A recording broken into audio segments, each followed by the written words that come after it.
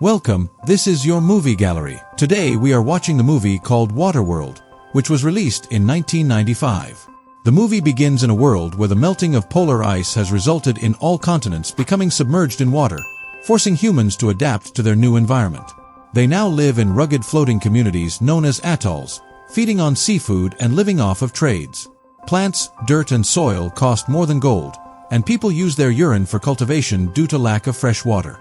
In other words, this movie was the inspiration for Burning Man. Although the world has turned into an endless giant ocean, many believe there still exists dry land, somewhere. Several groups of people are looking for the said magical place in hopes of living a better life, but no one has been successful yet. We are introduced to a man named Mariner, who lives in a ramshackle boat that appears to be made of scrap. He is seen urinating in a small vessel and then pouring this urine into a machine that converts it into drinkable water. In the boat, he has planted a lime tree, a rare commodity in the world with no land. Mariner does fishing and collects reusable trash from the ocean for his survival. One afternoon after a dive, he notices another boat approaching him. The man on the other boat tells Mariner about an atoll where he obtained various supplies. He wants to trade them. But when Mariner learns that the man wants nothing in return, he begins to doubt him. He soon realizes that the man has stolen all of his limes. Simultaneously, a group of smokers arrives in their jet skis and begins attacking them. Despite the fact that Mariner's boat is made up of scrap, it is fast and he is able to escape, whereas the other man is apprehended by the smokers. Following this, Mariner arrives at the atoll, a floating city surrounded by high metal walls. At the gate, he says he's there to trade his belongings. Upon heading inside, he reveals that he has some genuine dirt to trade, which is extremely rare. Seeing this, the people of the atoll give him 124 chits in exchange for a jar of dirt. He then uses the same chits to purchase a tomato plant, which is full of dirt and some other scraps from a woman named Helen. After the trade, he is returning to his boat when a family approaches him and asks him to impregnate their daughter. But he refuses to do so. Not accepting a woman makes them think he's nuts, so they order the locals to stop him. After he is apprehended, the locals discover Mariner is a mutant with gills behind his ears and webbed feet.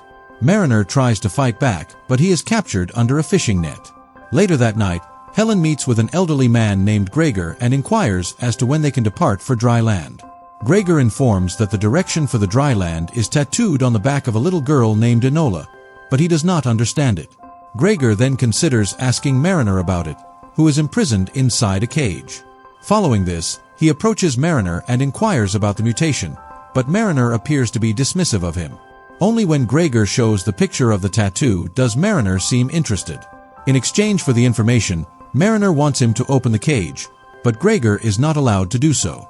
The next day, the local people decide to drown Mariner in the swamp pit by lowering his cage. But to his good fortune, simultaneously, an army of smokers led by Deacon arrives to attack the atoll. They are also looking for the mythical dry land and want to get to the little girl who holds the secret to its path. Soon after, the smokers encircle the atoll and begin shooting with large machine guns, killing several atoll residents. Eventually, the smokers with the jet skis enter the building via self-built ramps. Inside, Gregor fills a balloon and inadvertently flies away, abandoning Helen and Enola. Meanwhile, Mariner tries to break free, but his cage collapses, causing it to shrink. Gradually, Helen notices this and rushes to his aid, agrees to assist him, but only if he takes her and Enola with him, to which he agrees.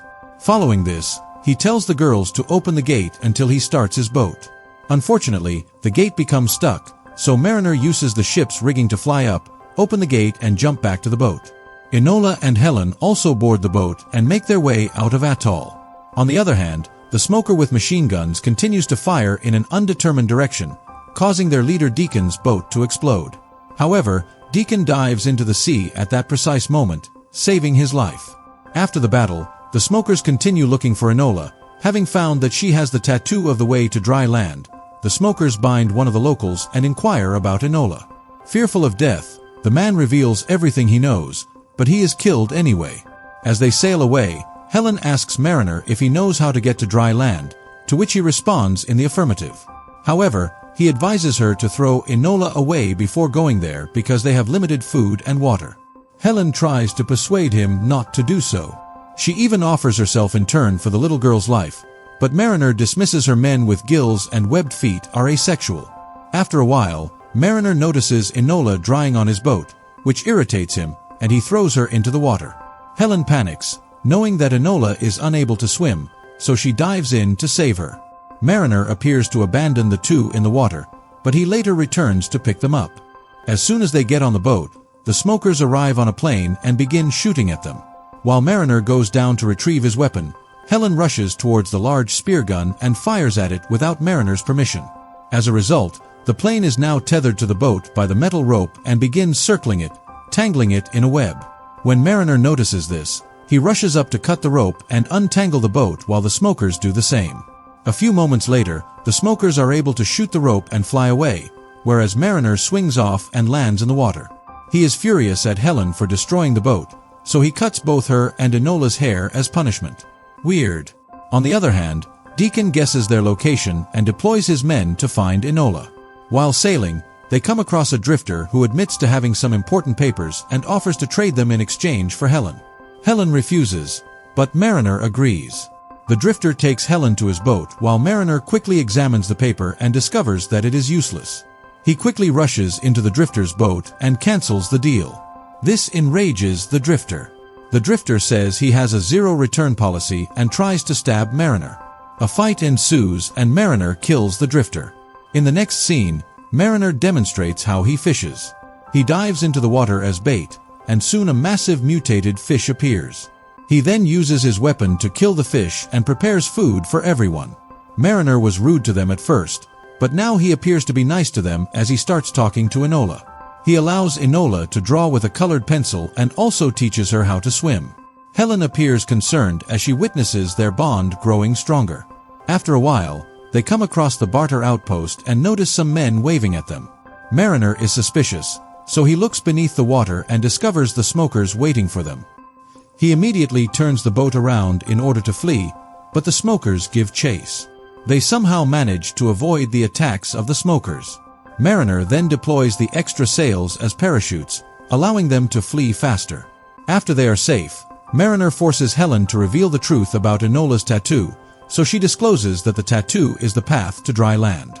When Mariner hears this, he claims that dry land is a myth, but she does not believe him. As a result, he decides to show her. He places Helen inside a large bubble and submerges her.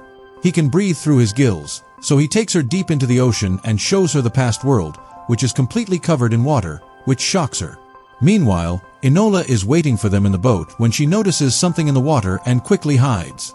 When Mariner and Helen swim to the surface, they discover that they have been apprehended by the smokers.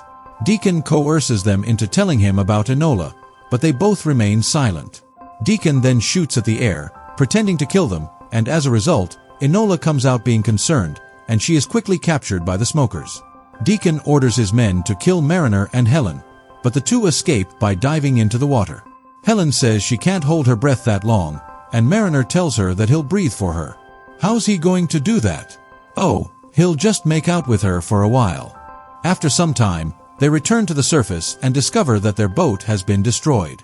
On the other hand, Deacon pretends to be nice to Enola and inquires about the tattoo behind her back, but she remains silent. He then offers her some colored pencils and asks her again, but she doesn't say anything.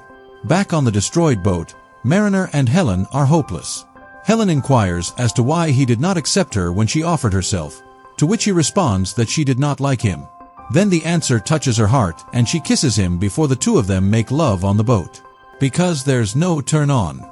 Like knowing that your surrogate daughter has been kidnapped. The following day, Mariner attempts to repair the boat, but they discover Gregor and his hot air balloon. This guy's nuts. Gregor then takes him to the boat where the survivors of Atoll are staying. At night, they talk about going on a search for dry land, but the people aren't ready to look for Enola because it's dangerous to face the smokers. Mariner then decides to go on his own in search of the little girl. After a while, he arrives at the smokers' ship and enters it, killing the smokers one after another. I can imagine no scary death than being held underwater by Kevin Costner. Meanwhile, Deacon gathers the smokers and lies to them, claiming to have discovered the way to dry land. He orders everyone to begin rowing, thereby propelling the ship forward. As the men begin to row, Mariner approaches Deacon alone and asks to free Enola. When Deacon refuses, Mariner threatens to drop the flame into the oil reserve, which will cause the entire ship to explode. Deacon does not believe he will act irrationally, but Mariner is Bat's hit and drops the flame, causing a massive explosion. Deacon Anakin then flees with the little girl before Mariner reaches the top at the podium and notices him on the plane. He immediately fires a spear gun at the ship's fence and ziplines down.